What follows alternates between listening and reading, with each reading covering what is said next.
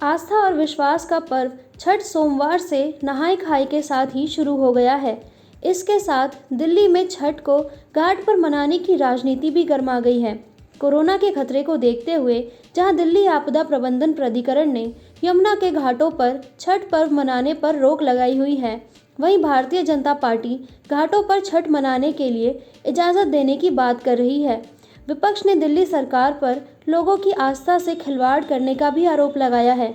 इन सब सियासी और धार्मिक उठापटक के बीच यमुना नदी का जो हाल सामने आया है वह सोच में डाल देता है। लगभग 80% प्रदूषण दिल्ली से है। यमुनोत्री से निकलकर संगम तक जाने वाले यमुना नदी का मात्र 2% हिस्सा दिल्ली से होकर गुजरता है, लेकिन इसमें प्रदूषण फैलाने में दिल्ली की राजधानी का ही सबसे बड़ा हिस्सा माना जाता है।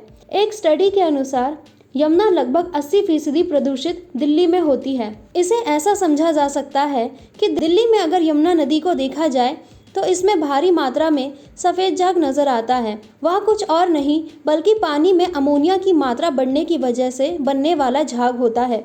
यह पानी इंसान तो क्या, पशु पक्षियों के स्वास्थ्य के लिए भी हानिकारक होता है।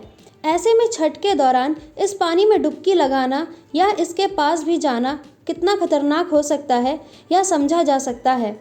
इन सब के बावजूद दिल्ली में छठ पर्व के आ जाने पर भी स्थानीय प्रशासन की ओर से किसी भी तरह का अलर्ट जारी नहीं किया गया है। लोगों को यमुना के प्रदूषित पानी के दुष्प्रभाव के बारे में जानकारी नहीं दी जा रही है। स्थानीय प्रशासन का रवैया चिंताजनक। सोमवार सुबह से छठ व्रत रखने वाली महिलाएं यमुना नदी में आकर स्नान कर रही थी। उनकी यह तस्वीर सोशल मीडिया पर वायरल हो गई और इस पर प्रतिक्रियाओं का दौर चल पड़ा। लेकिन इसका सच यह है कि यमुना सालों से प्रदूषित है और प्रशासन की ओर से उठाए जाने वाले कदम इसके लिए पर्याप्त नहीं है। इतना ही नहीं, इस जहरीले झाग से बचने के लिए ना तो कोई दिशा निर्देश जारी किए गए हैं और ना ही लोगों को जागरूक करने की कोई मुहिम चलाई जा रही है। लोग अनजाने में ही इस जानलेवा प्रदूषण के संपर्क में आ रहे हैं। वहीं इस बारे में जानकारी देते हुए डॉक्टर अनूप नाथ ने बताया कि किस तरह के उपाय करके लोग इस प्रदूषित पानी से होने वाली स्किन की बीमारियों से बच सकते हैं। उतरा जाए तो जो लोग स्नान कर लेते हैं उनको किस तरह से बचना चाहिए बताते हैं हम आपको कि वह लोग जो स्नान करते हैं वह घर से अपने शरीर पर गोले का तेल या ऐसे अप्लाई करके स्नान करें पर्व को मना रहे हैं तो, और आकर के पहले सादा पानी से साबुन से अच्छे से स्नान करें, तब तो थोड़ा बचाव हो सकता है। लेकिन जब उसमें स्नान करते हैं तो ज़्यादातर खतरनाक स्थिति यह है कि पानी का लोग आचमन कर लेते हैं। उसकी वजह से जो जियार्डियासिस, एमीबियासिस, टाइफाइड जैसे बीमारियों के होने की पूरी संभावना है। आँखों पर जो छपाके मारती हैं, डुबकी लगा लेते हैं नदी में, उसका खतरनाक प्रभाव हम जानते हैं कितना भयंकर बीमारियां आदमी को हो सकती हैं। कानों में जो है ओटाइटिस मीडिया ज़्यादा ईयर ड्रेन करने लग जाता है, ईयर वॉइस साउंड की जो सुनने की क्षमता ख़त्म हो जाती है। न्यूरोलॉजिकल प्रॉब्लम्स बहुत सारी हो जाती हैं नदियों में स्नान करने से। तो यमुना जी में इससे पॉल्यूशन स्तर ज़्यादा है, तो कोशिश करें कि इससे बचा जाए, इसमें ना स्नान करें। और जो स्नान करके आते हैं तो दोबारा से भी अपने शरीर को ट्रीट करें, साफ़ पानी से स्नान करें और केमिकल्स जो शरीर पर लग गया उसको साबुन अपने जो सोप से अच्छे से धो करके फिर अपने कपड़े पहने और जितनी बार भी जाएं कपड़ों को बदलें। अपने जो कपड़े आपने पहन रखे हैं उनको उतार दें और नए कपड़े पहने, और जब भी जाएं दोबारा से साफ़ पानी से टैप वाटर से स्नान करें। तो यही कहना है, अपने आप को सुरक्षित रखें ताकि जो है और बीमारियों से भी बचा जा सके। यही हम कहना चाहते हैं। Thank you. मुख्यमंत्री योगी आदित्यनाथ बुधवार को गुरुदेव चौराहे पर बने मेट्रो डिपो में बटन दबाकर मेट्रो ट्रेन को ट्रायल के लिए रवाना करेंगे। इस दौरान वे कोच में उपलब्ध सुविधाएं और प्लेटफॉर्मों की व्यवस्था भी देखेंगे। डिपो परिसर में ही शहर के गणमान्य को संबोधित करेंगे। इसमें शहर के प्रमुख उद्योगपति, शिक्षण संस्थानों के निदेशक, संचालक, पुलिस और प्रशासन के अफसर, जनप्रतिनिधि और मीडिया के लोग शामिल होंगे। यहाँ सिर्फ 500 लोगों के बैठने की व्यवस्था की गई है। मेट्रो ट्रेन के ट्रायल को हरी झंडी दिखाने के बाद केडीए सभागार में जीका संक्रमण रोकथाम के लिए बैठक करेंगे। इसके बाद मुख्यमंत्री चकेरी क्षेत्र में जीका वायरस से प्रभावित क्षेत्र का भ्रमण कर स्थानीय लोगों से बातचीत भी करेंगे, जिसके बाद वह चकेरी एयरपोर्ट में आगरा के लिए उड़ान भरेंगे। बता दें, ट्रायल रन से पहले मंगलवार को दिन भर मेट्रो और जिला प्रशासन के अफसर तैयारियों में जुटे रहे। आईआईटी से मोती झील तक 9 किलोमीटर की दूरी में मेट्रो के दोनों ट्रैकों पर ट्रेन अधिकतम स्पीड में दौड़ती देखी गई। बुधवार को मेट्रो ट्रेन का ट्रायल शुरू होने के बाद research, design and standard organisation लगभग 6 हफ्तों तक इसकी निगरानी करेंगे, जिसमें ट्रेन के सस्पेंशन, परिचालन के दौरान आने वाले कंपन और गति आदि के संबंध में परीक्षण किया जाएगा। इसके बाद मेट्रो रेल सुरक्षा आयोग से अनुमोदन लेकर यात्री सेवाओं की अनुमति दी जाएगी। राजधानी में प्रदूषण पर रोक लगाने के लिए दिल्ली सरकार 11 नवंबर से 11 दिसंबर तक एंटी ओपन बर्निंग अभियान चलाएगी। 10 विभागों की 550 टीमें इस पर नजर रखेंगी। 304 टीमें दिन में और 246 टीमें रात में गश्त करेंगी। सरकार ने डीजल जनरेटर और कोयला भट्टियों पर भी रोक लगाने, मेट्रो और बस के फेर बढ़ाने के निर्देश दिए हैं। दिल्ली सचिवालय में मंगलवार को बैठक में पर्यावरण मंत्री गोपाल राय ने कहा, खुले में कूड़ा जलाने से रोकने के लिए दिल्ली प्रदूषण नियंत्रण समिति, सभी निगम, कैंट बोर्ड और अन्य विभाग संयुक्त रूप से काम करेंगे। लोगों से दिल्ली ग्रीन ऐप पर खुले में कूड़ा जलाने की शिकायत करने की अपील की गई है। मंत्री ने कहा, प्रदूषण पर अंकुश लगाने के लिए नगर निगमों को पार्किंग शुल्क बढ़ाने और मेट्रो और बसों के फेर बढ़ाने के निर्देश दिए गए हैं।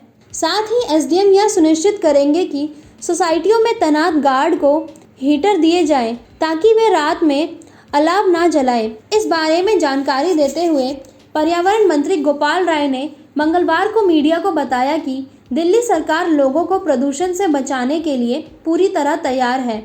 इसके अंतर्गत दिल्ली सरकार के सभी संबंधित 10 विभागों को मिलाकर विशेष टीमें बनाई जा रही हैं।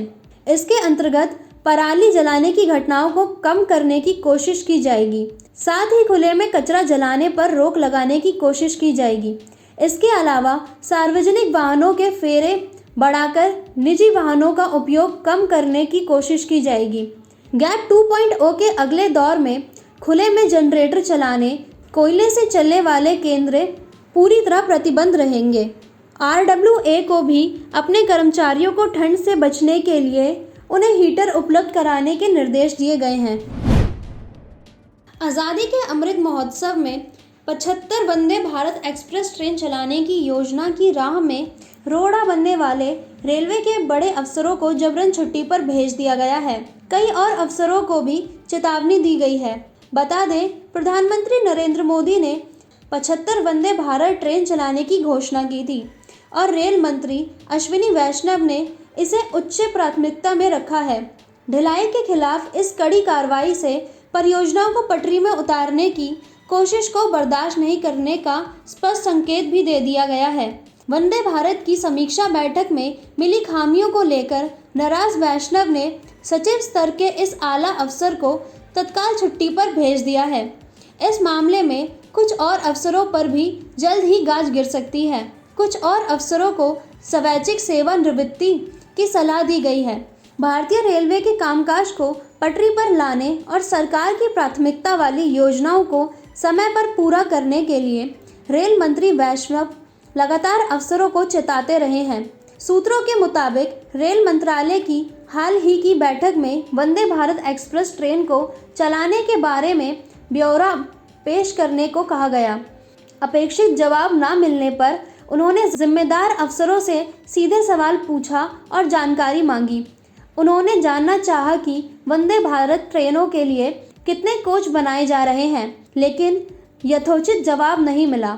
नाराज मंत्री ने रोलग स्टॉक से जुड़े आला अफसरों को कड़ी फटकार लगाते हुए तत्काल छुट्टी पर जाने को कहा। उक्त अधिकारी फिलहाल मेडिकल लीव पर चल रहे हैं। उनका कार्यकाल अगले साल मार्च तक है। इस पूरे मसले पर मंत्रालय में रहस्यमय चुप्पी है। बता दें, प्रधानमंत्री नरेंद्र मोदी ने 15 अगस्त को लाल किले से देश के कोने कोने को आपस में जोड़ने के लिए 75 सप्ताह में कुल 75 वंदे भारत एक्सप्रेस ट्रेन को चलाने की घोषणा की थी। रेल मंत्री वैष्णव इस लक्ष्य को पूरा करने के लिए कोई कसर बाकी नहीं रख रहे। मंत्रालय में इसे लेकर बैठकों का दौर लगातार चल रहा है। कोरोना वायरस महामारी के खिलाफ भारत में 2 टीके तैयार किए गए हैं।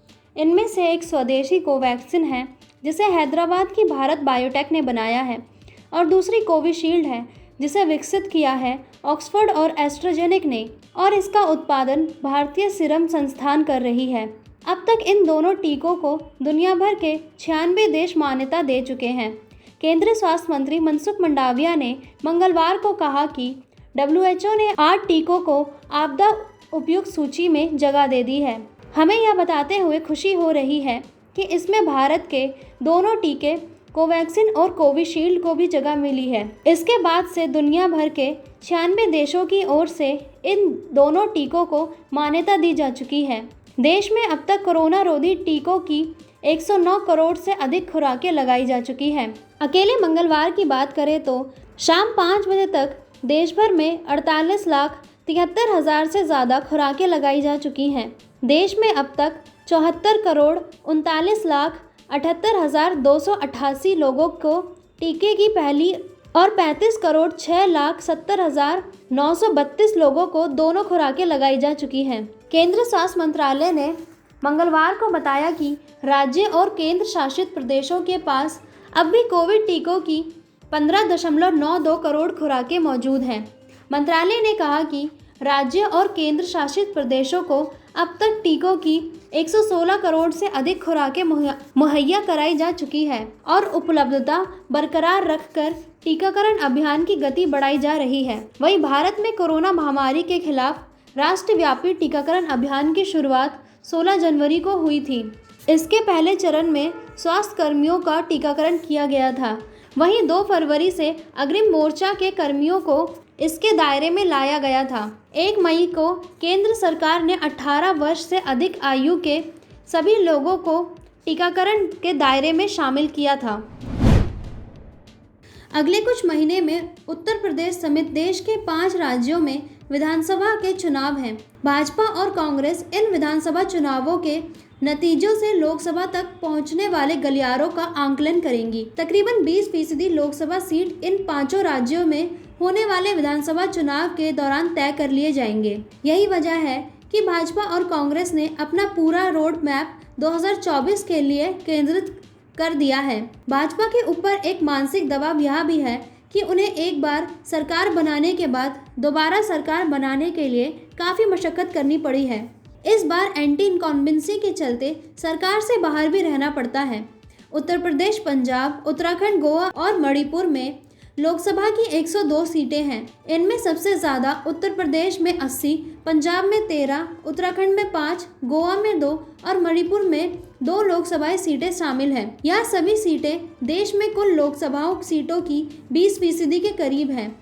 ऐसे में भाजपा और कांग्रेस इन 5 राज्यों के चुनाव जीतने को 2024 के होने वाले चुनाव का सेमीफाइनल के तौर में देख रहे हैं। भाजपा कार्यकारिणी की बैठक में जिस तरीके से योजनाएं बनाई गई हैं, वह न सिर्फ 2022 के विधानसभा चुनावों के लिए है, बल्कि लोकसभा के चुनावों को ध्यान में रखकर रणनीति तौर पर उसका खाका खींचा गया है। भाजपा सूत्रों के मुताबिक जिन 5 राज्यों में चुनाव होने हैं, वहां के परिणाम इस बात का स्पष्ट जनदेश और संदेश देंगे कि 2024 में होने वाले लोकसभा चुनावों में किस स्तर की मेहनत करनी होगी। उनका कहना है कि कुछ दिनों पहले जिस तरीके से चुनाव में खासकर हिमाचल प्रदेश में जो परिणाम सामने आए हैं, वह पार्टी के लिए निश्चित तौर पर न सिर्फ चिंता की बात है, बल्कि उसे दुरुस्त करने की पूरी योजनाएं तैयार की गई हैं।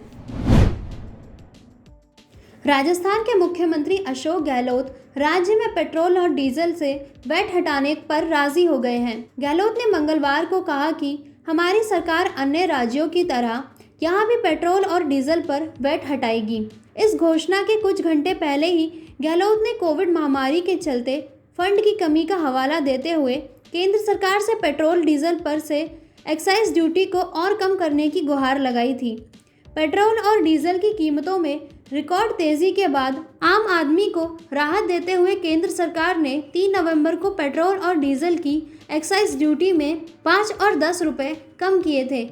इसके अलावा कई राज्यों समेत कांग्रेस शासित पंजाब में भी इनकी कीमतों पर वैट में कमी की गई थी। इसके बाद से ही राजस्थान सरकार पर भी इसे लेकर दबाव था। इस मुद्दे पर सियासत तब और गहरा गई थी जब पंजाब सरकार ने एक विज्ञापन में दावा किया था कि यह ईंधन की कीमतें दिल्ली, हरियाणा और राजस्थान से कम हैं। मंगलवार को मुख्यमंत्री अशोक गहलोत ने जोधपुर के एक गांव में आयोजित एक कार्यक्रम को संबोधित करते हुए कहा कि जब सभी राज्यों ने कीमतें कम कर दी हैं तो हमें भी इनमें कटौती करनी चाहिए।